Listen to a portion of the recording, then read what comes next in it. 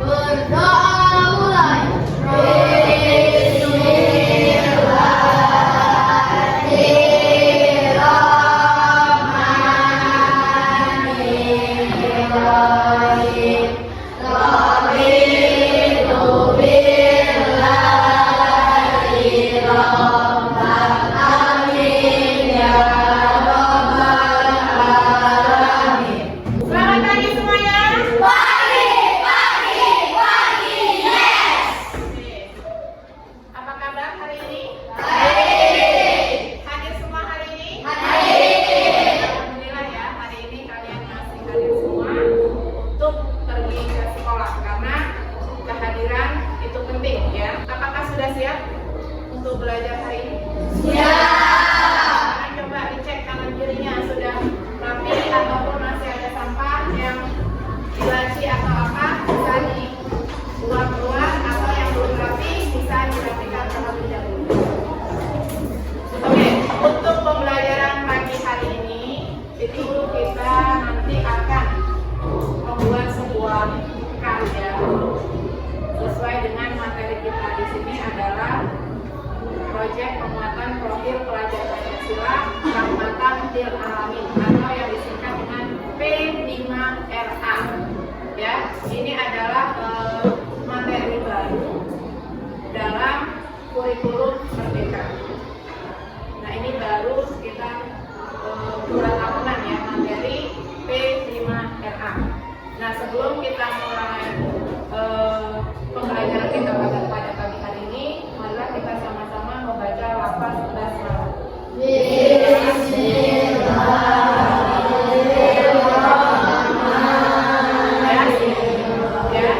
Kemudian sebelum kita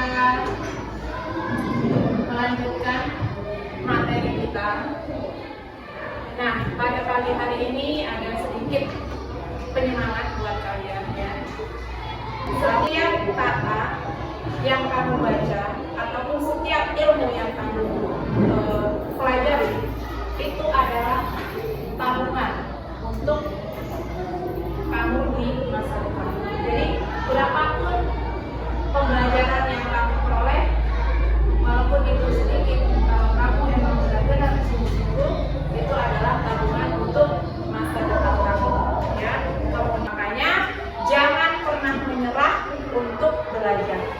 Misalnya sulit mempelajari matematika, sulit mempelajari hitung-hitungan ataupun pelajaran lain, kita harus terus berusaha. Makanya jangan pernah berhenti belajar, karena belajar itu adalah investasi kamu di masa depan. Nah, untuk materi kita pada hari ini adalah di sini ada ya, itu bisa terlihat ya. Nah, di sini ada proyek penguatan profil pelajar Pancasila. Nah, di sana ada, bisa kamu lihat ya. Di sini ada proyek penguatan profil pelajar Pancasila. Nah, jelas di sini ada visi dari pendidikan Indonesia, yaitu mewujudkan Indonesia maju, berdaulat, mandiri, dan punya kepribadian sesuai dengan profil pelajar Pancasila. Jadi tujuan pendidikan Indonesia itu sangat bagus ya, ingin mewujudkan Indonesia maju. Nah, Indonesia maju itu melalui apa? Salah satunya adalah melalui pendidikan. Nah, pendidikan yang diharapkan itu bagaimana? Pendidikan yang diharapkan para siswanya itu bisa berdaulat, mandiri, dan punya kepribadian melalui profil pelajar Pancasila. Apa profil pelajar Pancasila di sini? Ya, profil pelajar Pancasila di sini dikatakan sebagai pelajar yang belajar sepanjang hayat, yang punya kompetensi, punya karakter, dan berperilaku sesuai nilai-nilai Pancasila. Jadi profil pelajar Pancasila itu apa Bu? Ya, profil pelajar Pancasila adalah ya kita ini belajar sepanjang hayat. Artinya belajar terus. Nah, di sana harus ada yang namanya kamu sudah belajar atau masih kamu punya kompetensi. Kemudian karena kita sekolah di madrasah, ya, di sana ditambahin ada namanya Rahmatan lil Alamin.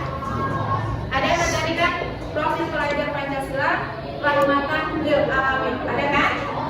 Nah, di sini karena kita sekolah di madrasah ditambahin profil pelajar rahmatan lil alamin. Di sana ada 3. Yang pertama ada berkeadaban. Kalau masalah adab itu berkaitan dengan akhlak.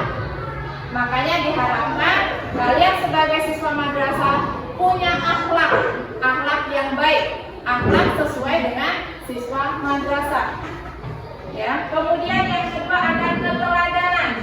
Nah, keteladanan di sini kamu sebagai siswa madrasah itu diharapkan menjadi teladan. Teladannya bagaimana, Bu?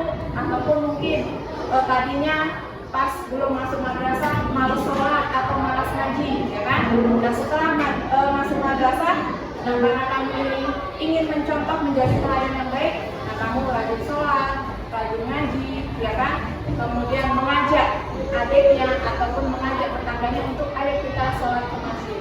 Itu bisa menjadi contoh ataupun teladan. Dan yang terakhir adalah kita punya yang namanya kewarganegaraan atau kebangsaan.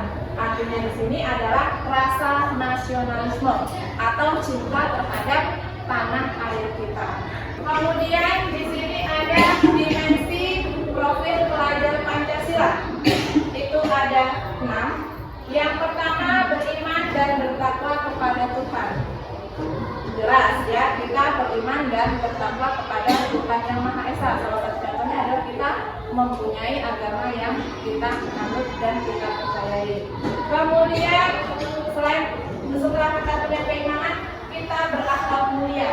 Berakhlak mulia tadi contohnya adalah dalam lingkungan kehidupan sehari-hari ataupun dalam lingkungan sekolah kita menunjukkan akhlak yang mulia.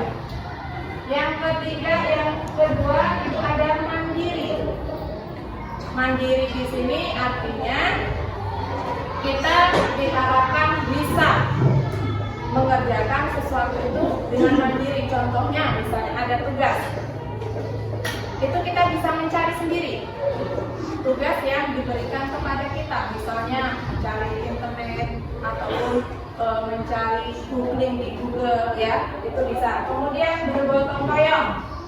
Bergotong royong artinya apabila ada kegiatan dalam kelas ataupun dalam di sekolah, ya itu kita harus bekerja sama. Contohnya kemarin ada membersihkan lingkungan, ada kemudian membantu membersihkan tempat ibadah kita, itu bisa. Kemudian ada berkebinekaan global, artinya kita harus menyadari bahwa kita ini adalah negara yang beraneka ragam. Makanya kita harus punya yang namanya berkebinekaan global. Yang selanjutnya di sini ada profil pelajar rahmatan lil alamin. Karena kita adalah sekolah madrasah, makanya ditambahin dengan profil pelajar rahmatan lil alamin. Itu ada 3. Yang pertama berkeadaban. Kalau berkeadaban ini pasti kita berbicara masalah adab. Kalau masalah adab itu pasti berbicara masalah akhlak, yaitu akhlak dalam kita berperilaku baik di lingkungan sekolah, di lingkungan rumah maupun di lingkungan masyarakat. Yang kedua adalah keteladanan. Kita itu dituntut menjadi seorang yang inspirator ataupun panutan.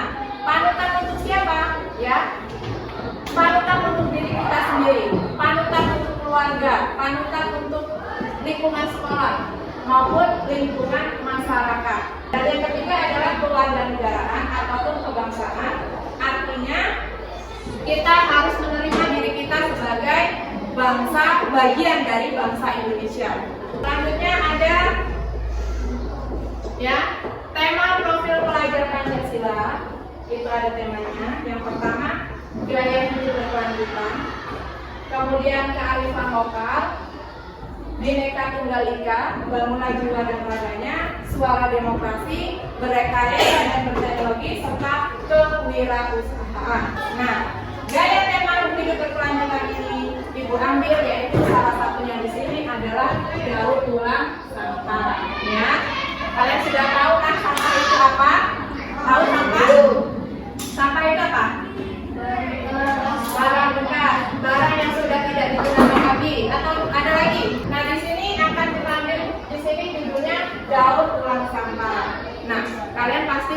sudah pernah dengar lah ya, apalagi kalian anak-anak modern sudah mainnya online terus ya kan, sudah tahu ya. Sampah itu ada sampah organik dan sampah anorganik. Kemudian sampah-sampah tersebut ya, sampah organik ini tadi kalau diolah dengan baik itu akan bermanfaat atau berdaya guna. Salah satunya contohnya misalnya kotoran hewan bisa dijadikan pupuk. Nah, yang sering kamu lihat ataupun yang sering kamu tahu itu kotoran hewan dari kambing ya, pupuk kandang dari kambing ataupun sapi. Emang kelihatannya jorok ya kan? Tetapi kalau dimanfaatkan itu luar biasa bergunanya bagi kita. Selanjutnya ada sampah yang namanya sampah anorganik ya. Apa ini sampah anorganik? Sampah yang tidak terurai.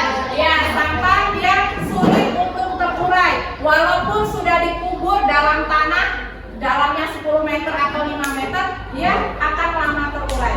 Contohnya sampah plastik, kaleng minuman, kaca, kabel atau ban bekas ya. Nah, contohnya misalnya kaleng bekas ataupun plastik bekas bisa dibuat untuk hiasan dinding ataupun hiasan rumah tangga. Kadang juga yang kemarin lagi heboh-hebohnya nanam tanaman pohon, ban bekas itu ya bisa dijadikan pot bunga. Itu daur ulang sampah dari bahan anorganik ya. Sampai di sini ada yang mau ditanyakan tentang sampah organik dan anorganik. Nah, ini ada gambar apa ini? Ini ada gambar ya, gambar sampah organik dan sampah anorganik. Nah, ini ada bekas sisa makanan ya. Yang ini ada sampah-sampah plastik. Dan yang terakhir di sini ada gambar tong sampah. Nah, biasanya di kota-kota besar, di pinggir jalan ataupun di komplek perumahan elit ya, itu biasanya disediakan tong sampah. Itu ada dua warna, ya, ada warna hijau dan kuning. Jadi kamu harus tahu, oh itu pernah ibu belajar sama Ibu Betty, warna tong sampah ini yang hijau sampah organik, yang kuning sampah anorganik, supaya mereka bisa dengan mudah mendaur ulang sampah dan tidak tercampur. Nah, kalau di desa-desa tempat kita itu ada yang namanya tukang rongsok. Tahu tukang rongsok? Tahu. Nah, tukang rongsok itu kan sering tuh ke rumah-rumah kita ya, ke rumah-rumah kita itu mencari barang rongsokan.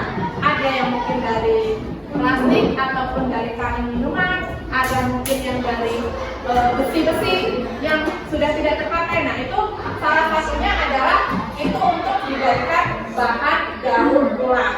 Kalau sudah sampai di sini ada yang mau ditanyakan tentang sampah organik dan sampah anorganik, paham semuanya? Kira-kira kalau misalnya nanti ada tugas memilah sampah organik dan sampah anorganik bisa? Bisa ya, harus bisa membedakan. Kalau ada orang yang bertanya, itu harus bisa menjawabnya. Ini gambarnya. Sampai di sini paham? Oke, kalau paham berarti kita bisa langsung diskusi mempraktekkan pemanfaatan sampah, terutama sampah organik. Sehingga silakan kalian siapkan alat dan bahannya, duduk dengan kelompoknya masing-masing.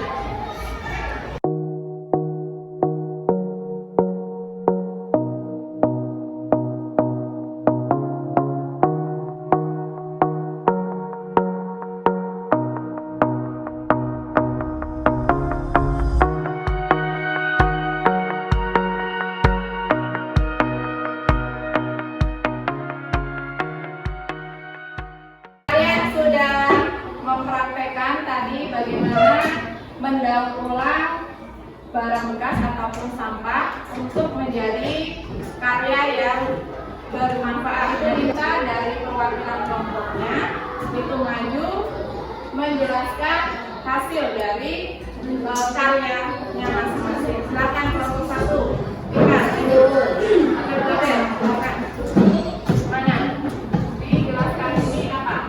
Assalamualaikum warahmatullahi wabarakatuh.